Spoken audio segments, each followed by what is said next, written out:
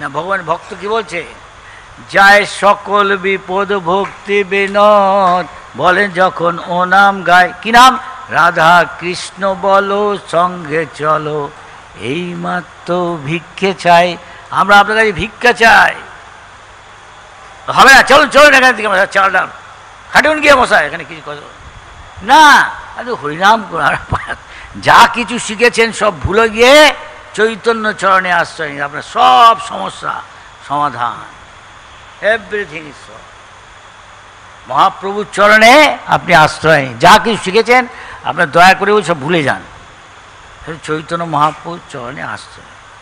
এই জন্য বলছে চৈতন্য চন্দ্র, মায়াপুর চন্দ্রোদয় মন্দির, এই চন্দ্র উঠছে, চন্দ্র আর সূর্য চৈতন্য মহাপ্রভু নিত্যানন্দের সঙ্গে তুলনা করছে, দুজের কলিযুগে উদয় হয়েছে।